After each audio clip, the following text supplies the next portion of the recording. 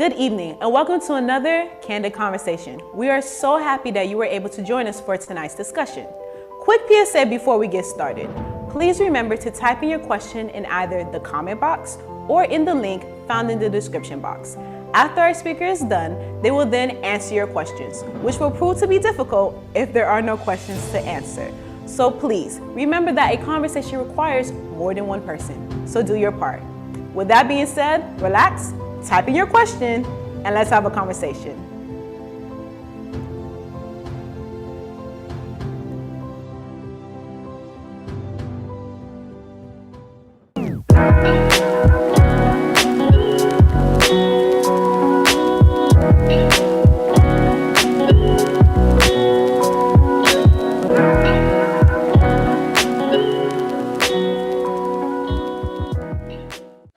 Good evening, everyone.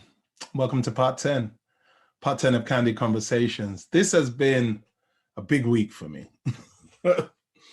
It's a celebration week in our family that takes place all week. On Sunday, I was blessed to celebrate 28 years of marriage to the beautiful Yvonne Orlina Patrice Hypolite.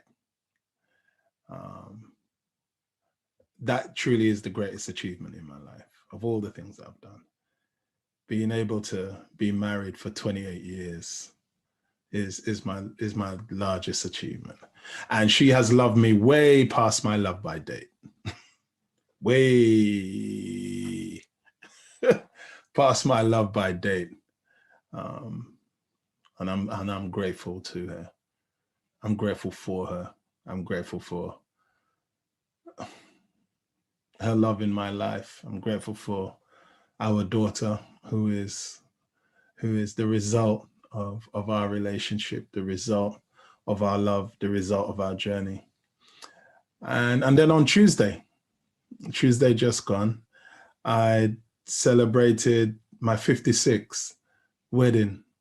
56 wedding, 56. I'm prophesying the years. I've celebrated my 56th birthday. 56th birthday. So it's been a big week. And being a big week, it's been a very reflective week for me. I've been thinking about what we've been sharing here from week to week. When we talk about understanding God, when we talk about journeying with God, I've been reflecting on the journey that I've been taking. I have been at a high school all this week, talking about Jesus Christ every day, sharing with 600 students, sharing from my lived experience, sharing from the experience of the Word of God, sharing through interaction, sharing in their classrooms, talking about life and issues around life. So it's been a very reflective week for me, a very celebratory week, a very whole and wholesome week. I wanted to stop for a moment and just pause and, I suppose, bear witness in this moment. Use this as a testimonial and talk about the things I know. You know, they say that you can't have complete certainty over things in life, over everything in life. They say. But I believe that there are things in life that you must have certainty of. I believe that there are things in life that you must be sure of. And I want to talk about the things I know from my lived experience concerning God, concerning Jesus Christ. I remember a younger person stopping me once and saying, "So Pastor Ed, you know, what should I do when I can't remember all the Bible texts and I can't remember all the Bible stories to tell people?" I said, "Well, why don't you just quote from the chapter and verses of your life? That's it. Dip into your own personal life and quote from the chapter and verses of your life." Because the Bible, as we've been speaking about God, the Bible from Genesis to Revelation is a book of testimonies. That's what it is. It's a book of testimonies taken and declared from the lives and the histories of people, actual peoples, of nations. They all affirm the actions of God in the human story as people are journeying through These are stories that affirm what they saw, what they witnessed with their own eyes, what they experienced within themselves. The book of Deuteronomy, which is the 5th book in the Old Testament. The book of Deuteronomy is a book of last things. It's the last book of Moses. Moses wants to Genesis, Exodus, Leviticus, Numbers, Deuteronomy. Yeah. Moses wants to remind the people of the faithfulness of God. And in Deuteronomy, there's a statement that recurs time and time again, where Moses says to everybody, and you saw what God did for you. And you saw in this place what God did for you, because reality for them was defined not by just what God said, but especially and primarily by what God did. It was his actions that defined reality for them, and his words just further confirmed his actions. And that is something that runs through the Bible when it comes to us actually knowing God and speaking about God. Paul in 2 Timothy, he says this, he testifies and it says, I know in who I have believed. He doesn't say in what I have believed. He says, I know in who I have believed. Because in Paul's reality, it was the same. It was a personal relationship with this God who was moving in his lived experience that caused him to believe. And what God said to him affirmed his belief. He said, I know in whom I have believed. John, the beloved disciple, John, the beloved apostle, in First John chapter 1, he says that the things we have seen and heard and have touched with our own hands, these are the things that we declare to you. The things we have seen and heard, we declare. Because in the Bible economy, faith was based on the things that they know about God. In reality, in theory, we know that we study to, and with any subject, you study theory in order to be informed of what it is that you're talking about. But it's only until, or to be informed of what you're talking about, but it's only until you actually get a hands-on experience that all the stuff that you're talking about actually becomes credible, actually becomes concrete, actually becomes real. It's the same in the Bible economy. It's the same in the Bible economy. What was known was worked out from day to day through their lived experience. And in truth, we study, like I said, to know about the love of God. But it's only until the person that rubs you up the wrong way and who you are normally most impatient with, it's only until they come your way that you truly know how to be patient. You want to have less anxiety, but it's only until you're placed in that space where anxiety always seems to get the better of you. And in that space, you have to learn to trust, and you have to learn to manage, and you have to learn to figure it out. That's when you truly understand what it means to trust in God and have peace. So we're called to quote from the chapter and verses of our lives and speak about what God has done for us. And that's what I love about living faith. That's what I love about the lived experience. That's what this biblical narrative constantly calls us to as human beings. It calls us to a deeper engagement. Paul says that our lives are epistles known and read by everyone in 2 Corinthians 3. Our lives are the newspapers, are the Twitter feeds, are the TikTok and Instagram posts, the Facebook pages and the Facebook posts. Our lives are that reflection. Our lives are those posts where people can read into our lives about the faithfulness of God. People can read into our lives and understand how God stays in the human story with us. That is the story. And although we may sometimes seek to cover our face in shame and cover our face in guilt, God pulls our hands off of our face and says, no, continue. Our lives can become so busy, and God is so constantly at work within our lives that we lose sight of all the things that God has accomplished for us. Even the broken and shattered and fragmented parts of our lives, if we were to just pause long enough to pick up the pieces and look at them, we could see how, when we put them together, how they could form a beautiful mosaic of God's continued presence with us. These are the things that I am beginning to understand. These are the things that I am reminded of this week, that I understand once again to be true about God. Never be so busy. Never be so busy that you forget, in the grand scheme of everything, how it is that God is moving. And that while we want to find God in the great and marvelous things, God is sometimes just boringly moving in the everyday mundane things of life. Just boringly moving in the everyday mundane things of life. But what happens is that your life and my life becomes the intersection between heaven and earth, where people see the power and the reality and the presence and the abiding goodness of God in our human experience.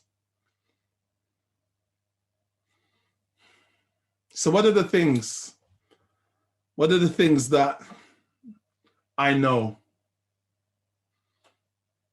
as a follower of Jesus Christ? What is it that I know as somebody who believes and who follows Jesus Christ? I've come to learn that following Jesus has meant relinquishing control of the things that I wanted to have full control over, and instead giving Jesus the space and replacing my need for control with controlling my decision to trust him, controlling my ability to trust and my determination to stay the course with how he leads my life. Because I'm a human being, and like all human beings, we are self-preservationists. We are self-preservationists, and we want to be in control of the whole story. Following Jesus Christ has made me learn to relinquish control. Jesus teaches this. He says, if you lose your life, if you let go control, you'll gain control. He says, he who loses his life, he who keeps his life will lose his life. But he who loses his life will gain his life and gain much more. What Jesus is saying is that if you only live for things that are just you, if you want to keep control of everything, you're going to actually lose the value, and you're going to lose the meaning, and you're going to lose the beauty that is in life. But if you are willing to relinquish control and trust to a God who has a bigger and a longer view, has a wider peripheral view, and a deeper and a longer lens, then you'll be able to gain control. That's what he's asking you to do. I have learned that following Jesus has meant trusting his no and learning to live with no. Because no is also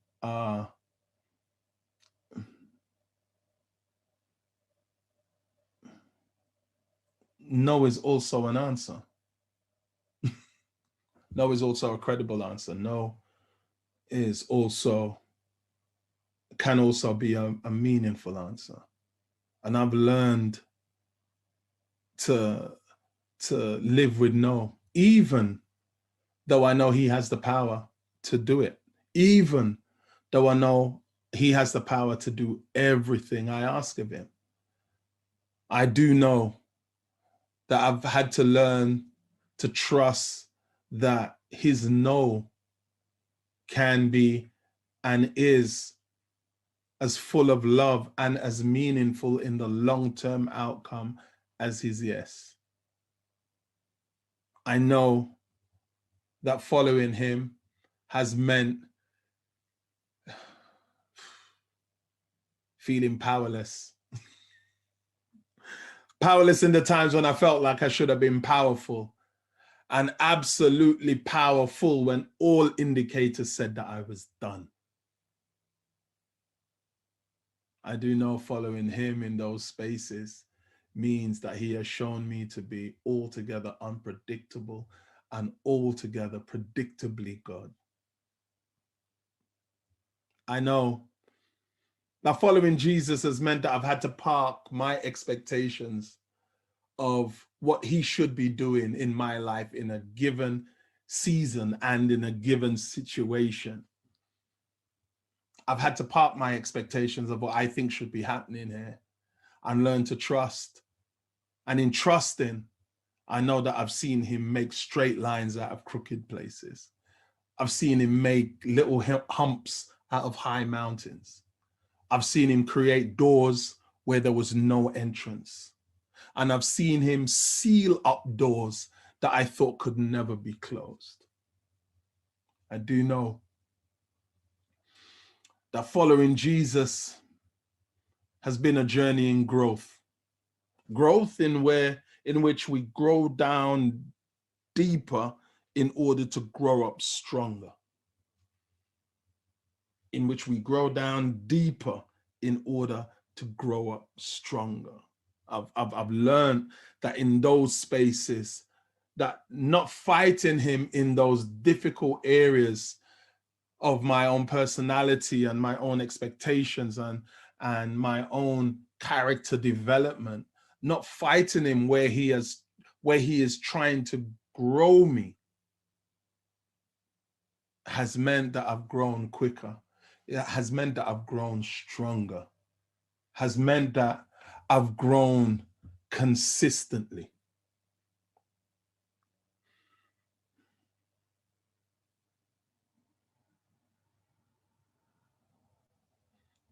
I've been thinking about my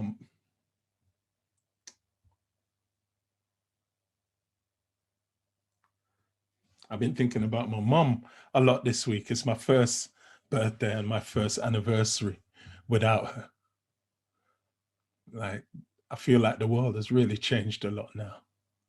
I feel like my personal world has changed a lot now. And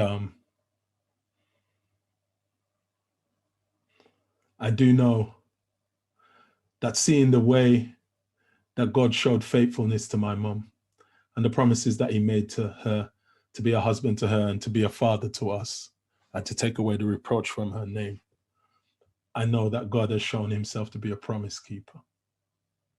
He has shown himself to be a promise keeper, and that the promises that he makes are true. I do know that in my life, when everyone has written me off, and even those times in my own life when I wrote myself off on the many occasions, I know that God came and spoke into my spirit. And he reminded me that no matter who writes you off, when they write you off, remind yourself and remind them that I write with a bigger pen, a bigger pen. And while they may write in ink, I write in the blood of my son, Jesus Christ. And I know above all that I am known by God. I am fully known. I am fully seen. I am fully loved. I remember Bobby Bovell in his brilliant album, The Emergent Eclectic. he has a line in the last track, The Emergent Eclectic, where he's just really speaking poetry. And he says, we didn't know that we were yours, and so we didn't act like it. I know that I am fully known, and I know that I'm not forgotten by God. So I continue to follow. I'm not a finished article by no stretch of the imagination. And I know that there is still so much more growing to do down the road there. I know that there is still further depths to go down and down and down and down so that I can grow up and up. There is still so much to do. I feel like there is still so much that Jesus wants to use my life to do. And I'm not alone. If you're a person that's consistently just tuning in to these candid conversations, if you're a person that is consistently listening to these candid conversations and being blessed and being inspired by these conversations, that really isn't me. That is God speaking into your life and joining the dots in your life. All he's doing is using my story and my experience to join dots in your life to your experience, because we share the same journey as human beings, journeys of seeking to understand the things we know about ourselves and the things that we know about the divine in this universe and how we come closer to him. And as a result of coming closer to him, how we come closer to each other in our lived experiences and in those lived spaces. That is the things that I know. That is the things that I know.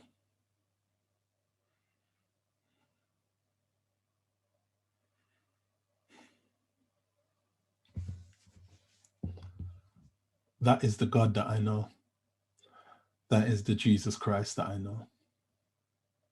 What is my prayer for you?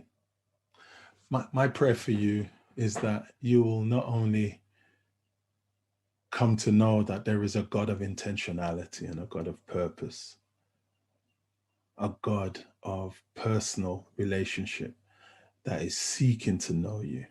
But my prayer is that this God will become manifest in your lived experience and that you will know him. Who to know is life eternal. You will know him. Who to know in this life and in this experience is life where we live life at its best. That's my prayer for you.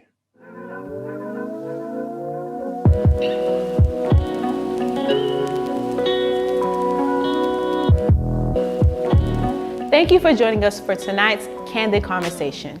Please be sure to subscribe to our YouTube channel as well as click the bell notifications so that way you are notified every time we go live or post a video. Have any questions, comments, thoughts? Be sure to click the link found in the description box and let us know what's good. And as always, ain't no judgment on this side. Also, be sure to follow us on all of our social media platforms so that way you stay in the know every time something is happening here at Mount Pisgah. As always, see you next time.